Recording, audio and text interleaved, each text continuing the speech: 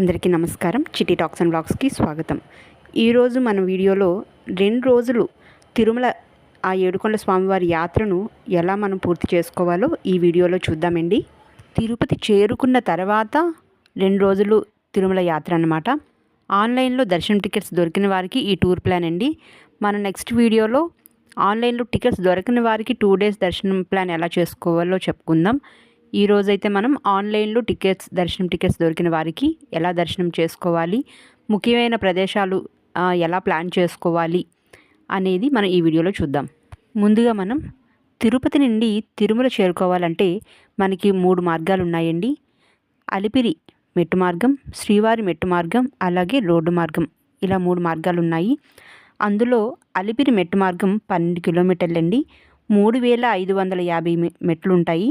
అదే శ్రీవారి మెట్టు మార్గానికైతే 2.5 కిలోమీటర్లండి, 2388 మెట్లుంటాయి. ఇక రోడ్డు మార్గం విషయానికి వస్తే మనకి ఆర్టీసీ బస్సులు, ప్రైవేట్ బస్సులు, ట్యాక్సీలు, అలాగే ఈ మధ్య మనకి 2 వీలర్స్ కూడా అందుబాటులో ఉన్నాయండి. ఆ నెంబర్స్ నేను డిస్క్రిప్షన్లో ఇస్తాను. లేదు అంటే నా ప్రీవియస్ వీడియోలో కూడా నేను ఆ 2 వీలర్ ఎలా అనేది నేను ఒక వీడియో చేసి ఉన్నానండి. ఆ వీడియో కూడా మీరు ఒకసారి చూడొచ్చు. ఇక్కడ మీకు ఒక ముఖ్య విషయం చెప్పాలండి. మనం దర్శనం స్లాట్ బట్టి మనం రూమ్ అనేది ఎప్పుడు తీసుకోవాలనేది డిసైడ్ చేసుకోవాలండి. మనకి మధ్యాహ్నం స్లాట్ దొరికిందనుకోండి దర్శనం, మనం ఉదయమే రూమ్ తీసుకొని మన తలనీలాలు ఇవ్వడానికి దర్శనానికి మనకి టైంకి సరిపోతుంది. అలా కాకుండా మనకి ఉదయం దర్శనం స్లాట్ దొరికిందనుకోండి, మనం ముందు రోజే తిరుమల చేరుకునేలాగా ప్లాన్ చేసుకొని రూమ్ తీసుకోవాలన్నమాట.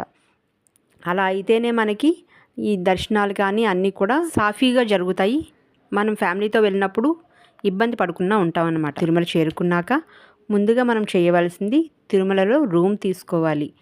రూమ్లో మన లగేజ్ పెట్టేసి కాసేపు రెస్ట్ తీసుకొని తలనీలాలు ఇద్దామనుకునేవారు తలనీలాలు ఇచ్చేసి రూమ్కి వచ్చి స్నానం ఆచరించి ఆ తర్వాత కోనేరుకు వెళ్ళి స్నానం చేసి అక్కడి నుంచి మనం శ్రీ లక్ష్మీ నరసింహస్వామి వారిని దర్శనం చేసుకోవాలి. ఆ తర్వాతే మనం ఆ ఏడుకొండల స్వామివారి దర్శనానికి వెళ్ళాలి. ఏడుకొండల స్వామివారి దర్శనం చేసుకున్న తర్వాత కాసేపు మనం రెస్ట్ తీసుకోవాలంటే తీసుకోవచ్చు. లేదు ఆ మాడవీధుల్లో ప్రశాంతంగా ఆ స్వామివారి ఆలయానికి ముందుగా కూర్చొని ఆ స్వామివారి ఆలయాన్ని తిలకిస్తూ ఉంటే చాలా ప్రశాంతంగా ఉంటుందండి. అంతేకాకుండా మనలో చాలామందికి ఒక డౌట్ ఉంటుందండి, మనం ఏ గుడికి వెళ్ళినా ప్రదక్షిణలు చేస్తాం, మరి శ్రీవారి ఆ ఏడుకొండల స్వామివారి గుడికి వెళ్ళినప్పుడు మనం ప్రదక్షిణ చేయలేకపోయామే అని. కానీ ఒక ప్రదక్షిణ అయితే మనం ఆలయంలోనే చేస్తామండి. మనం వెండి వాకిలి గుండా లోపలికి వెళ్తాము ఆనంద నిలయంలోకి, మళ్ళీ తిరిగి ఆ వెండి వాకిలి నుంచే బయటకు వస్తాం. అంటే ఒక ప్రదక్షిణ మనం ఆలయంలోనే చేస్తున్నాం. కాకపోతే ఏ గుడికి వెళ్ళినా మనం 3 సార్లు ప్రదక్షిణ చేయాలి కాబట్టి మనకి లోపల ఆ సౌకర్యం లేదు. కాబట్టి మనం తిరుమల ఆ ఏడుకొండల స్వామివారి ఆలయానికి బయట మాడవీధుల్లో 3 సార్లు ప్రదక్షిణ చేశాము అంటే ఆ పుణ్యఫలం అనేది మనకి దక్కుతుందండి.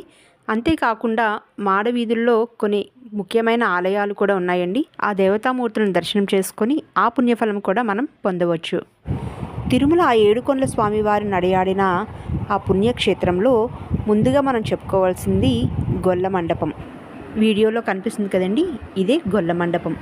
ఆ ఏడుకొండల స్వామివారి ఆలయానికి ఎదురుగా ఉంటుందండి. ఇక ఆలయానికి ఉన్న విశిష్టత గురించి చెప్పాలి అంటే తిరుమల ఆ ఏడుకొండల స్వామివారి ఆలయం నిర్మించడానికి వచ్చిన వారందరికీ కూడా ఆ గొల్ల యువతి పాలు పెరుగు ఇచ్చేవారట. నిస్వార్థమైన ఆ సేవను మెచ్చి ఆ స్వామివారు నడయాడిన ప్రాంగణంలోనే ఆ గొల్ల యువతికి కూడా గొల్ల మండపం కట్టించారు. నిస్వార్థమైన సేవను ఆ భగవంతుడు కూడా గుర్తిస్తాడు అనడానికి ఉదాహరణే ఆ గొల్ల మండపం. ఇక తర్వాత మనం దర్శనం చేసుకోబోయేది హాతీరాం బాబాజీ గారి మఠం. సాక్షాత్ ఆ ఏడుకొండల స్వామివారు హాతీరాం బాబాజీ గారితో పాచికలు ఆడేవారట. అంతటి గొప్ప హాతీరాం బాబాజీ గారి మఠాన్ని దర్శనం చేసుకోవాలి కదండి. మీకు ఇక్కడ వీడియోలో కనిపిస్తుంది కదండి, ఈ విగ్రహం ఎక్కడైతే ఉందో ఆ పక్కన మెట్లు ఉంటాయండి. కొద్దిగా పైకి వెళ్ళాము అంటే అక్కడ హాతీరాం బాబాజీ గారి మఠం ఉంటుంది. ఆలయానికి ఆగ్నేయ మూలలో ఆ స్వామివారిని దర్శనం చేసుకొని తిరుమల దక్షిణ మాడవీధుల్లో కొలువై ఉన్న తిరుమల నంబి స్వామివారిని దర్శనం చేసుకోవాలి. తిరుమల వెంకటేశ్వర స్వామివారికి పరమభక్తుడు తిరుమల నంబి. ప్రతిరోజు స్వామివారి కైంకర్యాలకు అభిషేకాలకు తిరుమల నంబి దట్టమైన అడవి గుండా వెళ్ళి పాప వినాశనం నుండి నీరు తీసుకొచ్చి స్వామివారి అభిషేకాలకు వాడేవారట. అయితే ఆ వెంకటేశ్వర స్వామివారు తిరుమల నంబి భక్తిని పరీక్షించడానికై ఒకరోజు కోయిబాలు రూపంలో తిరుమల నంబి దగ్గరికి వెళ్ళి, తాత నాకు దాహం వేస్తుంది, మంచినీళ్ళు ఇవ్వండి అని అడుగగా, తిరుమల నంబి ఈ నీరు స్వామివారి అభిషేకానికి, ఇప్పటికే ఆలస్యం అవుతుంది అని వెళ్తున్నారట. అప్పుడు ఆ కోయిబాలుడు బాణం వేసి కుండకి కన్నం చేసి ఆ నీరంతా త్రాగేశారట. అప్పుడు తిరుమల నంబికి కోపం వచ్చి, స్వామివారికి అభిషేకానికి ఆలస్యం అవుతుంది అని బాధపడుతుండగా, నువ్వు బాధపడకు తాత అని దగ్గరలో ఉన్న కొండకు బాణం వేయగా అక్కడి నుంచి నీరు వచ్చిందట.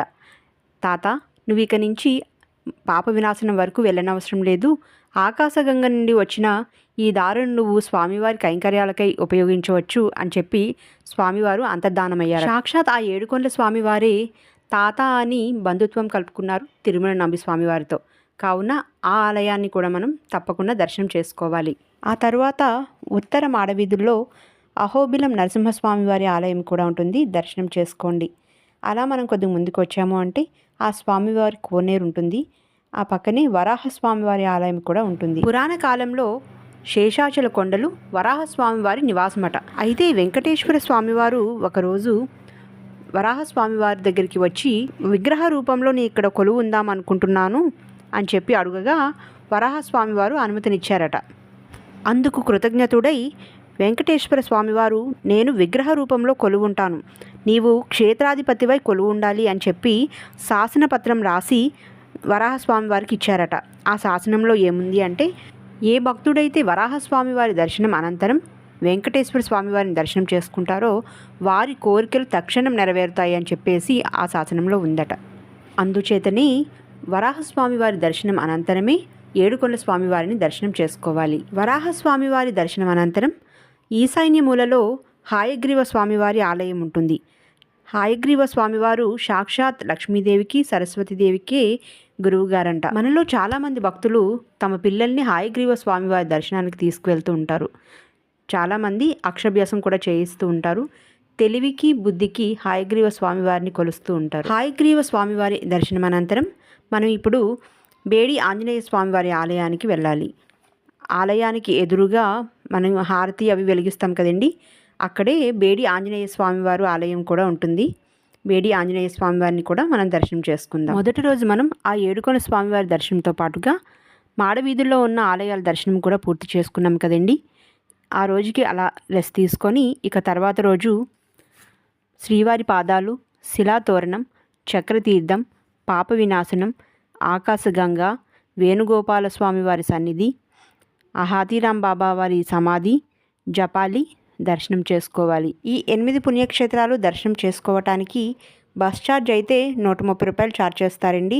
అదే ట్యాక్సీ అయితే 200 రూపాయల వరకు ఛార్జ్ చేస్తారు. ఈ 8 పుణ్యక్షేత్రాలు విశిష్టతను మనం తెలుసుకోవాలి అంటే నెక్స్ట్ వీడియో పెడతానండి. అంటే వీడియో లెంత్ ఎక్కువైపోతుందని ఇక్కడికి ఇలా ఆపుతున్నాను. ఈ వీడియోలో ఇన్ఫర్మేషన్ ఈ 2 days టూర్లో మన తిరుమలలో ఉన్న పుణ్యక్షేత్రాలు అన్నీ కూడా దర్శనం చేసుకొని పునీతులవుదాం. ఈ వీడియోలో ఇన్ఫర్మేషన్ మీకు నచ్చినట్టయితే please like, share and subscribe. Thanks for watching.